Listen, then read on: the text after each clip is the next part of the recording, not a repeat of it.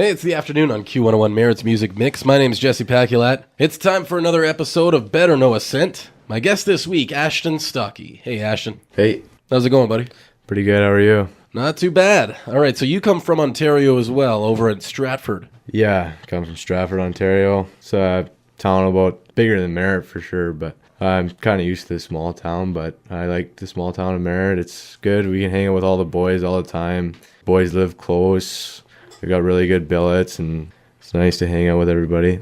So far, so good. Your experience in Merritt. Good, yeah. Good stuff. Over in Stratford, you go to a lot of plays? Yeah, there's a festival theater there. I think I've only been once or twice, but there's a lot of tourists that come and watch from everywhere around the world, actually. It's kind of a Shakespearean kind of town. Yeah, it is Shakespearean. So how'd you get into hockey? Well, ever since I was a kid, my parents put me in, like 4 or 5 years old. Just the classic story, parents getting you into hockey, and then you just loved it. The classic story, yeah, just loved it. Playing mini sticks every day. Always had a mini stick in my hand and went from there. Pretty easy to stick handle with those mini sticks. Yeah, it's always fun playing with your friends when you're little, playing mini sticks. I remember lots of memories of that. Yeah, lots of memories in the basement, with my brother too, or my dad doing best of 7 shootouts. Yeah. You have some sort of flower vase as your Stanley Cup. Yeah. That's what you lift up after. Yeah, you always make a Stanley Cup. Now, you're into hockey now. You're a hockey player. So let's ask you some hockey questions too. Favorite team, favorite player? I've never really, I guess I kind of have a favorite team. I always really like Pittsburgh. I know they've won the cup the past couple of years in a row, but they just always seem to get a good team, and I think it's always based off of Crosby and Malkin. They just are 2 really good centermen, and Crosby's probably my favorite player. I know a lot of people all hate him, think he's a whiner and stuff, but when it comes down to it, he's like one of the best players, 200-foot game, and so hard to knock him off the puck. I agree. I don't get a lot of that Crosby hate. I think he is the best player in the world actually right now. And also for Pittsburgh, they have a fella on, Phil Kessel. Yeah. I like that guy. Yeah, Phil Kessel. You never know with that guy. Seems to put the puck in and he does the job. Yeah. Well, it's nice to see him get 2 in a row. Yeah. Going for a dynasty this year. Yeah. How about that? Crazy. So let's get back to sense talk here. Let's go with tic-tac-toe. Play a game of tic-tac-toe with you. And this is putting you behind the bench, tic-tac-toe. On the ice is Joe, Matt, and Brandon, your 3 coaches. Yeah. Sudden death overtime is the situation. And you guys get the goal. You do get the goal, but how do you see it going down? I see it going down as Brandon would probably be a centerman. They break it out of their end, and Joe's got the puck wide. Brandon just drives the net, and Joe makes a pass back up to Matt, up high in the slot, and he's got a perfect scoring chance, but he walks in, dekes out a guy, puts it between his legs, and scores. Matt likes to do the little pretty stuff, so I could see him doing something like that. So he has a wide open net when he gets the puck, but instead of just he's got a wide open shot. He doesn't just fire it. He walks in and between the legs, puts it in. He likes to make it look nice and fancy. Yeah, he's got to make it look nice and fancy. Big time celly for Matt. Have you seen his celly? Yeah, I think he'd probably do a big time celly. Yeah, even for a small time goal. Yeah. All right, so Brandon on center, over to Joe, over to Matt, and in. Yeah. That's tic-tac-toe for you this week on Better Know Ascent. Now, we're talking about first impressions before. Your first impressions of the fans this year? The fans are great. Like, once you start winning a couple of games, they get right behind you. Even when we won that first game, it wasn't too nice of a game, but we beat them 2-1, and the fans were crazy. All the boys went crazy in the dressing room after, and it just felt great. Just like, we want to win every game from now on. Right? Yeah, that feeling is contagious. Yeah. Exactly. As far as the fans go, there is one guy who kind of stands above the rest, and he's kind of our leader. And I know you guys know him well now, too. You must have come across him multiple times by now. Jerry Dingleberry, team fan captain. Can you give us your impressions of the team fan captain or any stories that you may have? Yeah, he's definitely quite the guy. He, I think the first time I seen him, we were at... there was like a tree carving show. We seen him there, and he had he was over there at the. Yeah, he was over there at that, and he had these 2. I don't know if you've seen it. They have like that soccer, and they put those big bubbles on you. Oh yeah, yeah. He was trying that. So he got all the guys around us, and he had 2 of them. So all the guys, 2 guys would go at once and hit each other, and he was getting everybody fired up. It wasn't even a game day or anything. We were just hanging out there, but we seen him there. He just saw those, and he's like, "Boys, we gotta organize a tournament here, eh?" Yeah, he just got us all going. It's my Jerry Dingleberry impression. Can't really do him. Yeah. But he's an important guy, man. Seventh guy? That's what they call him? Yeah, he is. He's the seventh man, huh? Yeah. Well, the first game I think I seen him, he was against College, and he was there.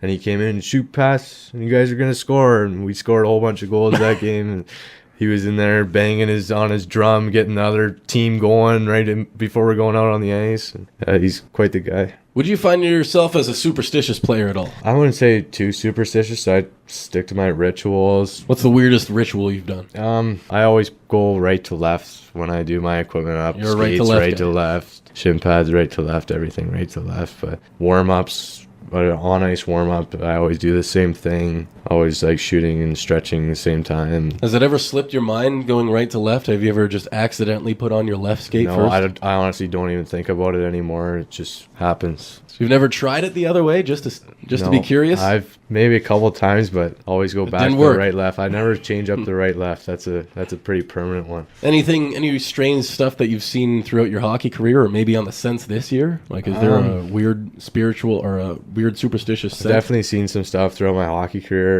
On the sense so far, I know Berger on game days when he's playing, he doesn't say anything.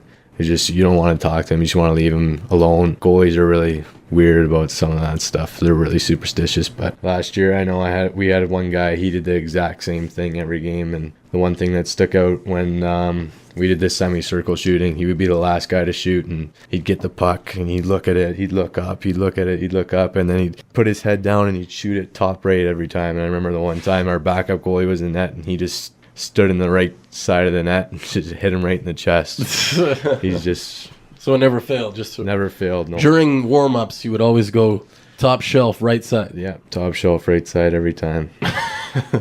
And from that, we go to Word of the Week. So this is something that the Sens have been gracious enough to do for us fans. They take us, the fans, inside the dressing room just for a moment, just to let us know a word or a term that you guys just use amongst yourselves. Is there anything that you can share with us this week? Word of the week? Who's got the socko? That's one. Socko? Yeah, the sock tape. Instead of saying clear tape, you say socko. Hey, who's got socko? I need socko. It's just sock tape, and we say socko. Put an O on the end of it. Right, sock tape. And it kind of goes with, they start saying blacko too. Put an O on the end of when you want some tape. And white-o? Yeah, white-o, not really. I don't say white-o too much. Maybe a couple guys might say it, laugh at them, but socko is definitely one in the room for sure. All right, word of the week, socko, referring to sock tape. And that's courtesy of Ashton Stockie.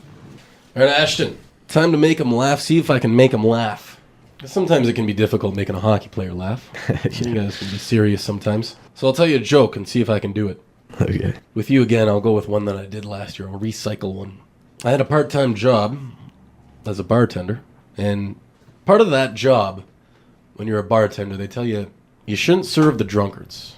The people who've been drinking too much. Yeah. You got to cut them off. Yeah.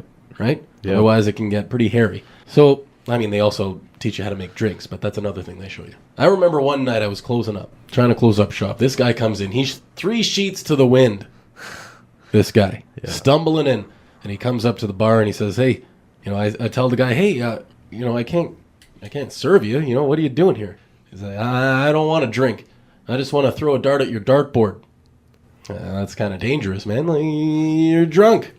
Yeah, come on. All right, fine, 1 dart. Yeah. So I give him the dart. He throws it at the dartboard. Bullseye. Gets it. Yeah. Pretty incredible. Yeah. And then he says, what do I win? He asked me.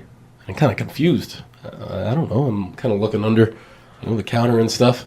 And I see a shoebox. There's a shoebox down there with a turtle in it. Yeah. Just below the bar there. It was there because I bought it for my cousin originally for his birthday. And then I figured, he's young. He's probably just going to be cruel to it and put it on its back or something. So I didn't give it to him. I gave it to this guy. And off he went into the night. I forgot about it. 2 weeks later, this guy comes back. 3 sheets to the wind again. Coming in. Stumbling up there to the bar. And I say, hey, I got some water or something, but I can't serve you. I can't serve you right now. Yeah. You've been drinking. And he says, I don't want water. I don't want a drink. I just want to throw a dart at your dartboard, sir.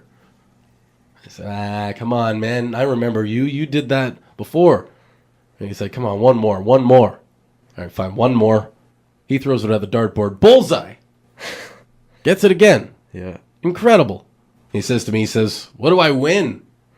I'm kind of confused again. I don't know. What'd you win the last time? Last time I won a roast beef on a hard roll. It's the turtle. Jesus. Roast beef on a hard roll. You must have cooked it up. Well. I'll count that as a win. It's a pretty good one. Chalk it up as a win. My record's getting better now. I think I got a streak going.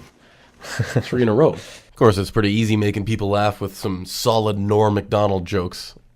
Ashton, been great getting to know you, man. Have a great rest of the season, and thanks for coming in today. Thank you.